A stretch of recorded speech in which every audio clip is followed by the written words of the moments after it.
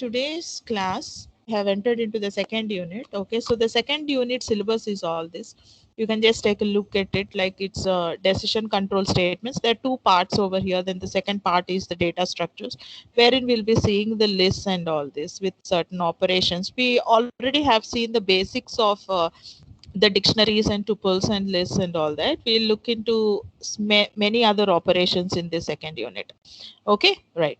Now coming to the decision control statements. Decision control statements, like what is this and what is the definition of this? See, like there are three kinds of decision control or the control statements. The first one is the sequential execution. Sequential execution means that say the line of the code will be executed sequentially. So I'm having statement 1, statement 2, statement 3, statement 4, and so on. So each and every statement will be executed one after the other. So such kind of execution is called as sequential execution. You cannot directly, in sequential execution, you cannot directly jump from statement 1 to statement 4 and all that.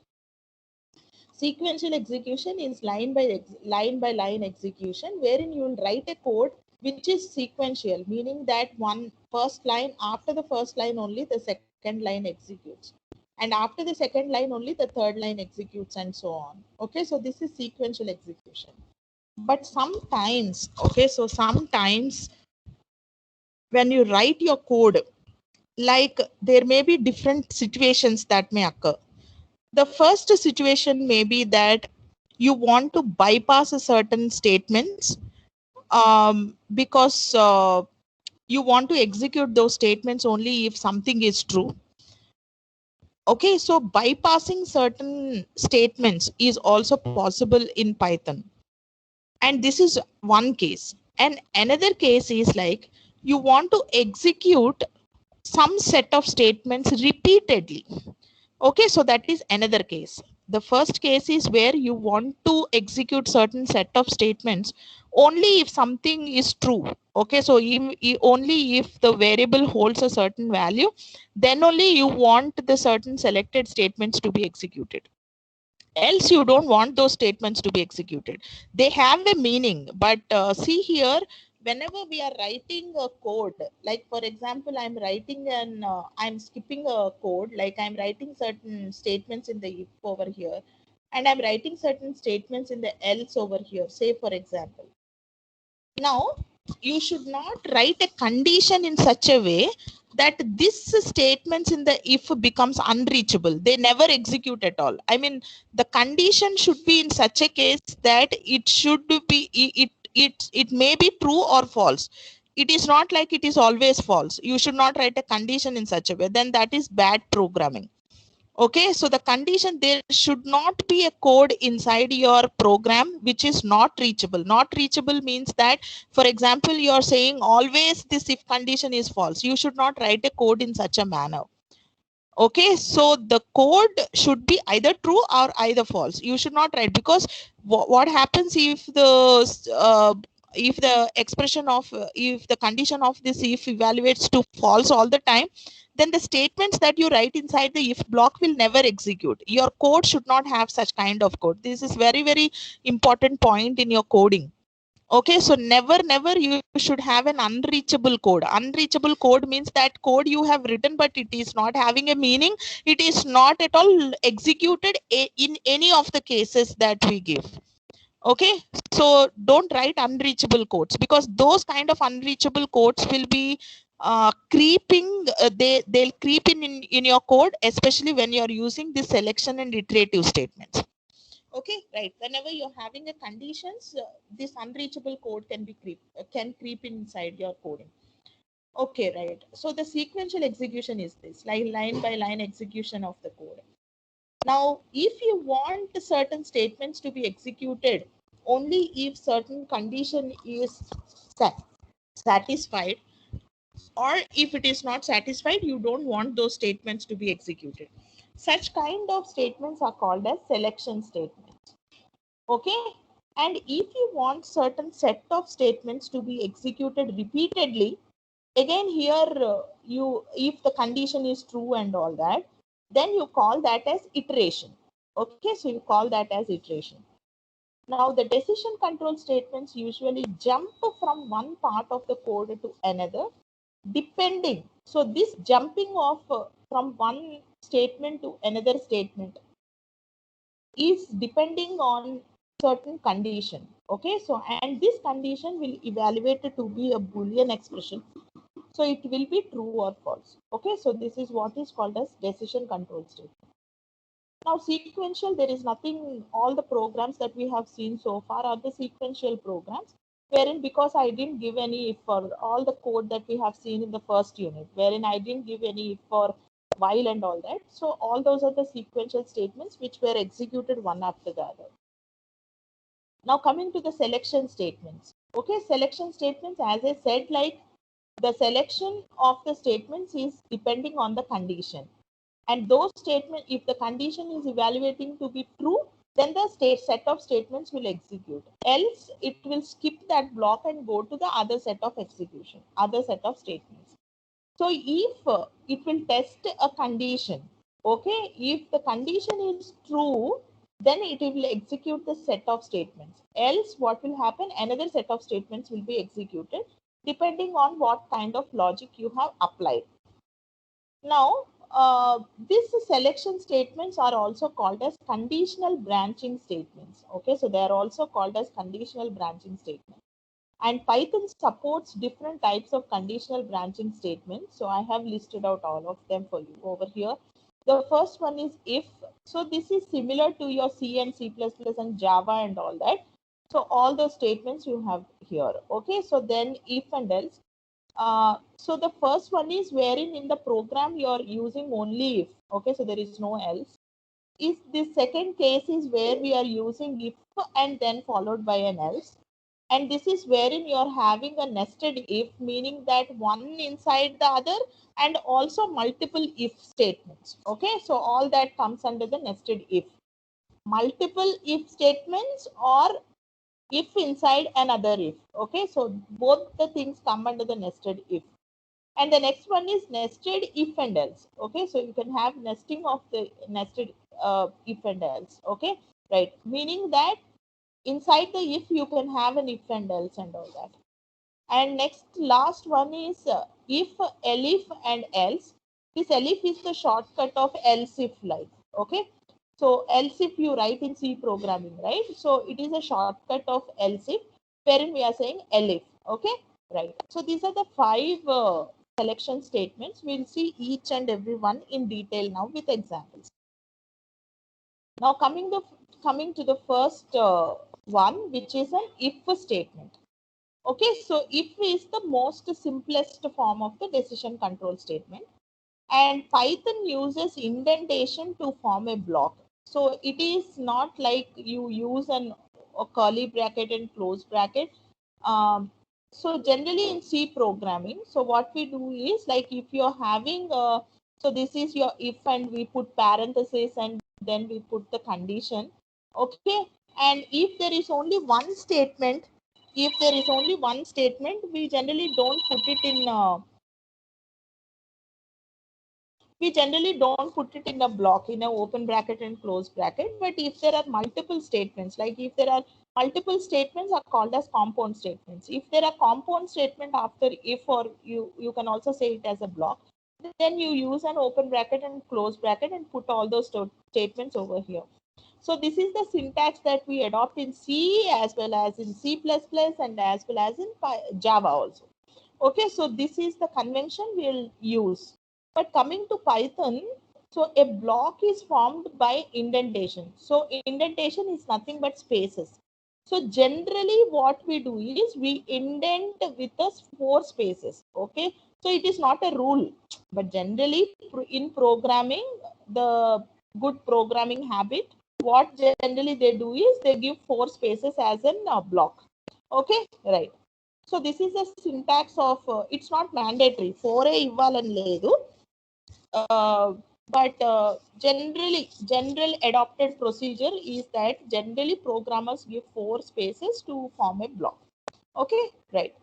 And this is the syntax of if. Okay, so the syntax of if is if and the test condition.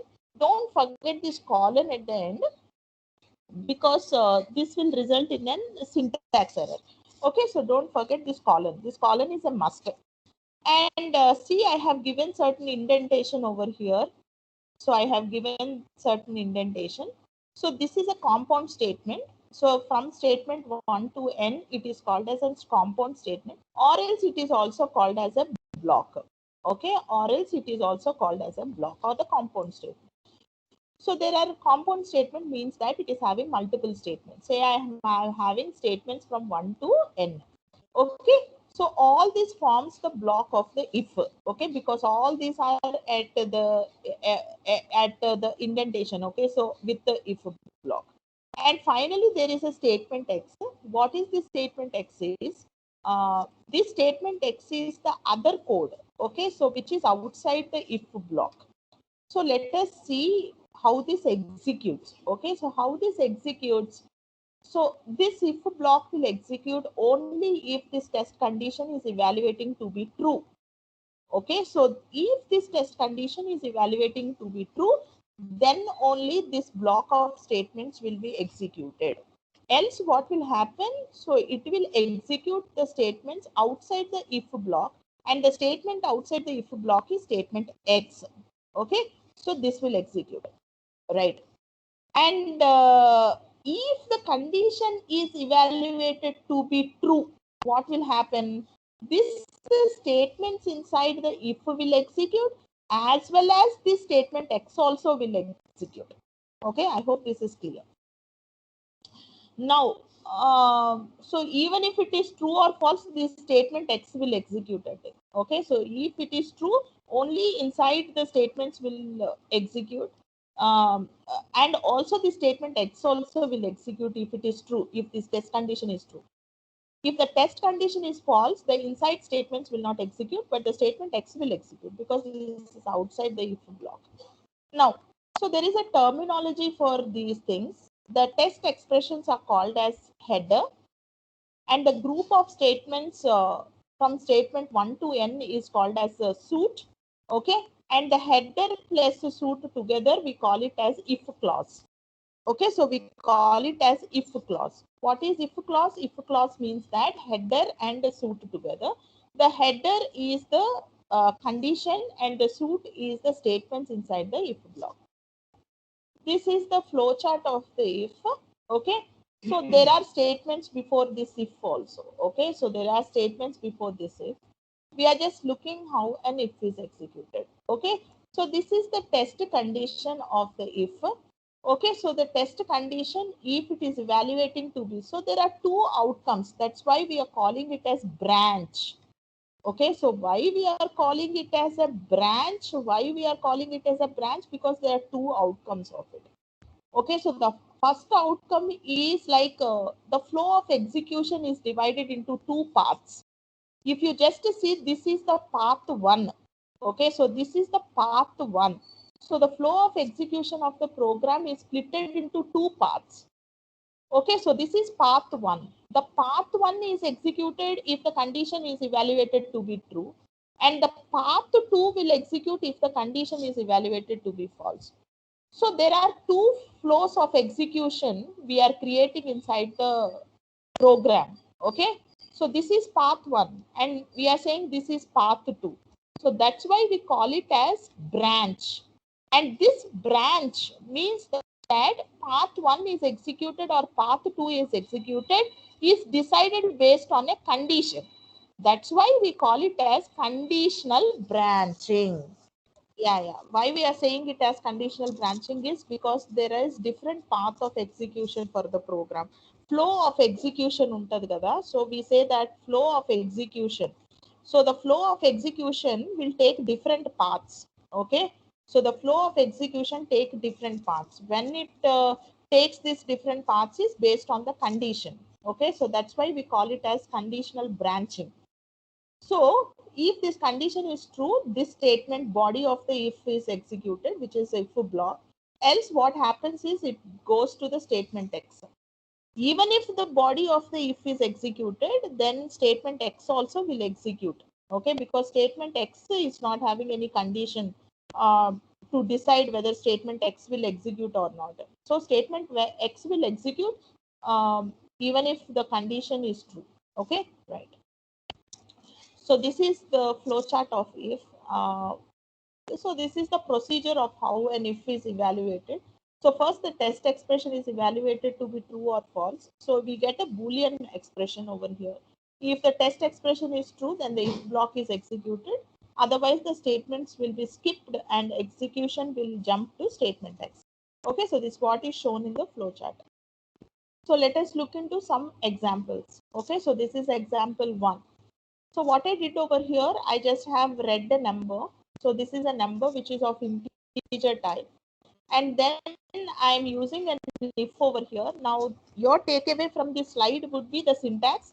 Okay, so look at the syntax because you already know how an if executes because you are C programmers.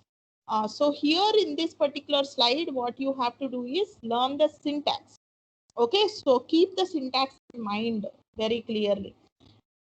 So this is an if which is in lowercase and then followed by the condition. The condition can also be put in parentheses. Parentheses is allowed. Okay, but as I said, like there should be a colon at the end of this particular if. Okay, so I said if X is greater than 0. Okay, so if X is greater than 0, meaning that it will be from 1 to any of the number. Okay, so I have to give 1 or any number. Okay, so what I am doing is I'm incrementing the value if it is greater than 0. And then I'm printing this number. Okay, so very simple if example. So I'll show you two outcomes of this particular program. So the first outcome is wherein I am saying X is equal to 25. So what will happen? So when I said I am showing you the procedure of how the statements are executed. So I gave X is equal to 25. After X is equal to 25, what is there in the code? What is there in the code? There is an if condition over here in the code, the second line. Okay. So the second line will start executing. So what is there if we have given and we are saying 25 is greater than 0. So this condition is evaluated. 25 is greater than 0 is evaluating to be true. Okay, so the condition is true. So since the condition is true, the if block will execute. So what is there in the if block? 25 is equal to 25 plus 1, wherein 25 is becoming 20, 25 became 26, and we are again assigning it to X.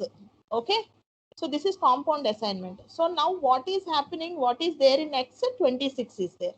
So this is the end of the if block. Okay, so now after the if block, there is a print statement.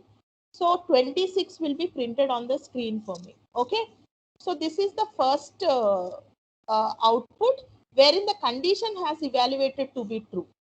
Let us see what will happen when the condition is evaluating to be false. What is the what should be the value of X so that the condition will evaluate to false? So since we are saying greater than 0, it can be 0 or less than 0. So I gave a negative number. So I said greater than 0. Even if you give 0, it will simply print 0 over here because I said greater than 0. Okay, so 0 or less than 0, which is minus 1, minus negative number, any of the negative numbers. So say here I gave X is equal to minus 5. So what will happen when I give X is equal to minus 5 is it comes to the next sequential execution, right? Because there are no conditions encountered. So the next line is if statement over here, which will check minus 5 is greater than 0. So minus 5 is not greater than 0. So what happened? The Boolean value that I got here is false. This if condition has evaluated to be false. So when this if evaluated to be false, the if block will not execute. So the statement after the if block will execute. So what is there after the if block? I'm just printing the value of X. So minus 5 will be printed on the screen for me. Say I have given X is equal to 0. Okay, so if I give 0 also, 0 is greater than 0 will evaluate to be false. So the output will be 0. Okay, so these are the three outcomes of this particular program. So I hope everybody understood what is if. So this is another example. wherein we are just using some relational operator over here greater than or equal to, and we are checking for the eligibility to vote. Some very simple program. So the first one is we are reading in the age of the person. So age is equal to something, and we are reading in it as an integer. So say I have given my age to be 18. So what happens again, the if condition will be executed. So 18 is greater than or equal to 18.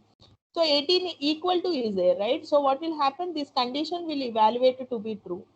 So once this condition has evaluated to be true, the statement inside the if block will execute. So you will say, it will say you're eligible to vote.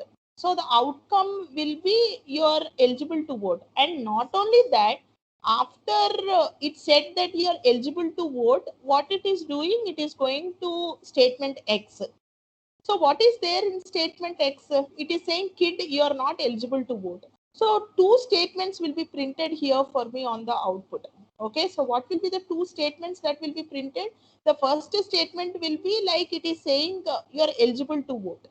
And the next statement that it is saying is, it is saying, kid, you are not eligible to vote. So there is an ambiguity over here. So we'll see how to resolve this ambiguity by using an else. Okay, right. So the other case over here is like I gave age to be 10. When I gave age to be 10, so it is checking 10 is greater than or equal to 18. So 10 is, this condition has evaluated to be false because 10 is not greater than 18. So what happens? So the if block is skipped and it will go to statement X. What is there in statement X? Statement X is nothing but the statements after the if block. The statement after the if block is, kid, you are not eligible to vote. So it is saying, kid, you are not eligible to vote. This is okay. But here in this case, what happens is it is saying you are eligible to vote as well as it is saying you are not eligible to vote. Because the thing is like there is a branching, but we just have written statement for only one branch. For the other branch, we have not included it in the code. So the user gets confused over here. So to resolve this, we'll be giving an else over there. Okay, so I'll just show you that after discussing this example 3. Okay, so this example 3 is where we are reading in a character. And so this is a built-in function. So is alpha is a built-in function. Is digit is also a built-in function. So we are saying c dot is alpha. Okay, so if it is a character, you are saying the user entered a character A, and also this is an example of nested or multiple if and. Okay, so nested if is, don't get confused with nested if. Sometimes some textbooks are saying that this is nested if, but this is not nested if. This is multiple ifs. Okay, so multiple branching you have given over here. Okay, right.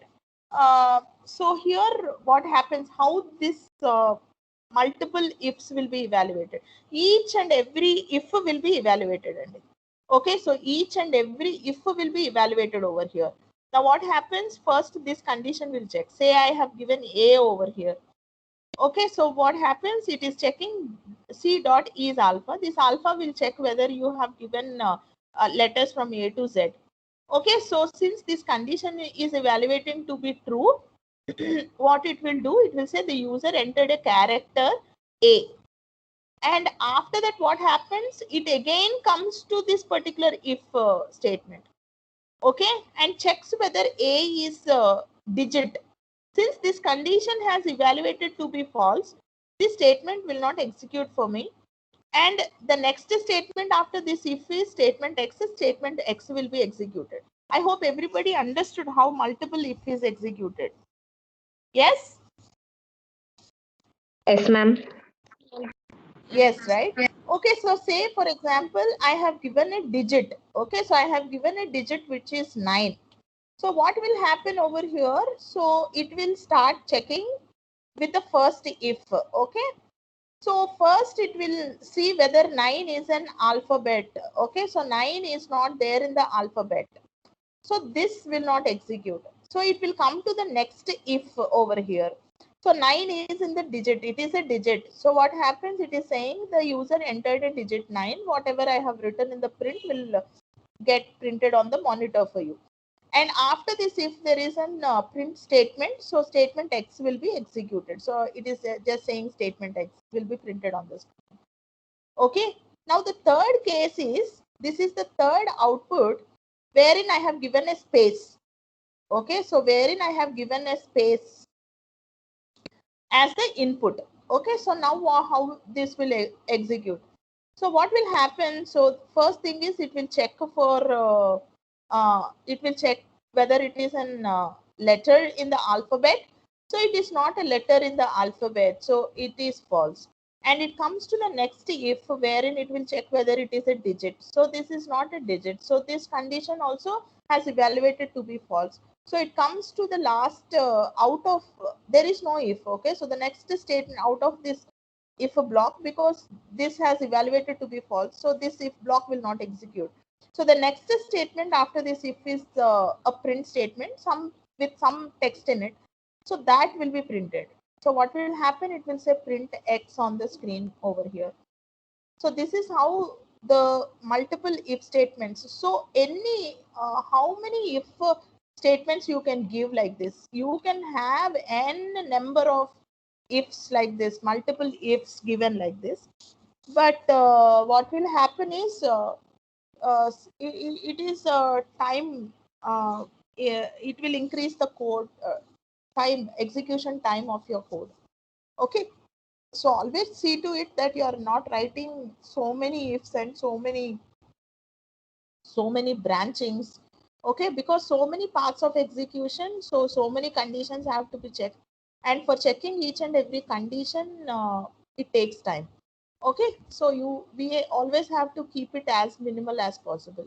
But how many are permitted? The language permits n number of multiple ifs. Okay. uh, so this is regarding multiple if. Now coming to the second control statement, the second control statement is if and else. In the previous case, I showed you the example of uh, right to vote and not right to vote. If your age is 18 years less, like I said, but wherein the statement X is also executed. So if you don't want that to happen and you want proper paths of execution, two proper paths of execution. Okay, so one evaluating if the condition evaluating to be true, you want this path to be executed, and if it is false, you want this path to be executed. And when you are very specific about this true and false statements, you have a facility which is if and else. Okay, right.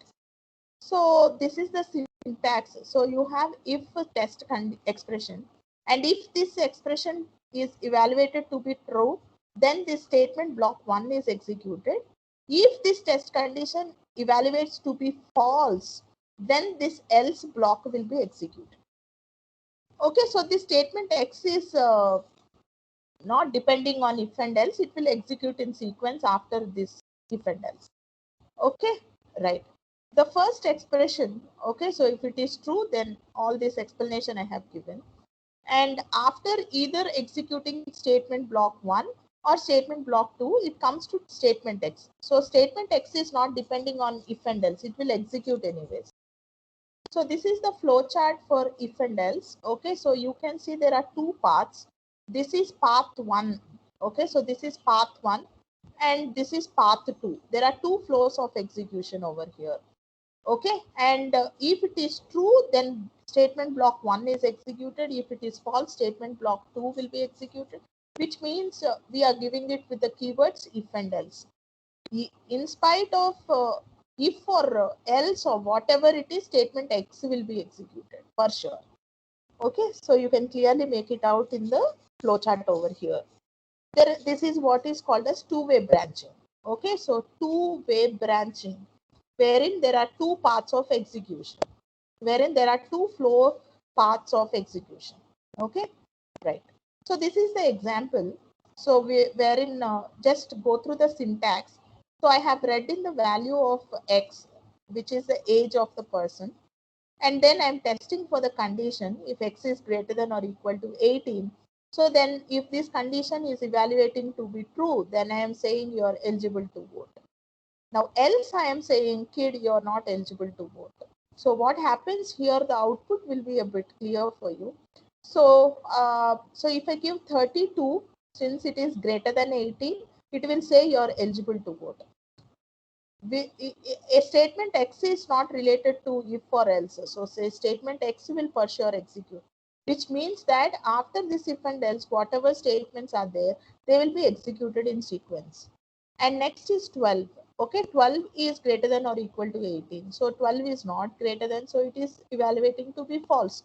So this if condition evaluated to be false. When this if condition evaluates to be false, the condition goes to the else part. So what is there in the else part? Whatever is there in the else part will be printed here. And see here that else is not having a condition over here. It is just having a colon. If you want to include a condition, you cannot say else and condition. That will be a syntax error. Then there is a different procedure for including a condition in the else, wherein you will be using elif. Okay, so you cannot include a condition over here in the else part, which will result in a syntax error. You can simply say else and a colon, and then followed by the statements that you want to print after else. So here in the else block, we said, kid, you are not eligible to vote. So that statement will be printed, and you can see irrespective of whether if executed or else executed, the statement X will be executed for sure, because that is in sequence after if and else. Okay, so example 2. So this is another example wherein I am taking in a number and checking whether the number is even or odd. So this is the logic that we are applying to check whether the given number is even or odd. So if mod 2 will give me the reminder. So if the remainder of these two division of these two numbers is giving me a reminder 0, we say that it is an even number, else I'm saying it's an odd number. See here, I didn't give any condition in the else part. Okay, so if you give a condition, it will be a syntax error. And this is statement X. Now let us see the output of it. So I'm giving you two outputs here, which is one output is producing an odd number and the other output is producing an even number. Okay, fine. So if this condition is evaluating to be true, this even will be printed. If it is evaluating to be false, then this odd will be printed. This statement X is not related to if and else. This will be executed for sure after if and else block. This is another statement, another program which is using if and else to find out whether a given year is leap year or not. You can apply, there are different logics for the leap year. You can apply whatever logics you want. But the thing here that we need to learn is how to give a condition and how to give an if in Python. So here in, as I said, like you can have parentheses, I can give the condition inside the parentheses. Okay, and some condition is over here. And here I have given your logical and. Remember one thing, that I should not give the two ampersand symbols in Python. This is wrong. This will result in a syntax error. You only have to give the keywords. Okay, so the keywords are and, or, and not. So you only have to use these keywords. Okay, so don't use this logical and symbol and all that. It will not work. It will result in a syntax error. So this is the condition true, the condition 2 in the this particular entire condition 1. So year mod 100 not equal, and then we have used an or over here and some condition over here, right? Okay, right. If this is evaluating to be true, okay, so what will happen is, to for this first condition to be true, this both conditions should be become true. Okay, so if these both conditions are true, then what will happen is it will not check for this or at all. So it will evaluate this entire condition to be true. Okay, so I'm just telling you how this is evaluated. So if because there is a logical and over here, if one condition here becomes to false, the entire condition becomes false. Okay, so if this particular condition becomes false, then it will check for this condition. If it is true, then the entire condition will become true. Okay, so that's how these conditions are evaluated. So if the entire condition becomes true, if the if condition becomes true, then this statement, like it is a leap year, will be executed. So you know all this format which I already have discussed in the previous classes.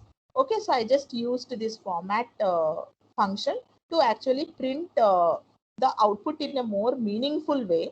So the output will be like 2000 is leap year, 2022 is not a leap year. So I just wanted to format my output or the text that appears on the monitor to the user. So I'm just formatting it in the desired way. And see, I have given indentation over here. So there are spaces for inside this if block. So if the condition of the if is evaluating to be true, it says it's a leap year. If the if condition is evaluating to be false, it says that it's not a leap year. And the statement X is independent statement. It's not depending on if or else. This will execute in sequence. So so I have generated two outputs because there are two paths of execution. So to show the two paths of execution, I'm showing you two outputs over here. In the first case, I have given 2000, which is a leap year, and 2022, which is not a leap year. So it's saying it's not a leap year. So this is regarding if and else.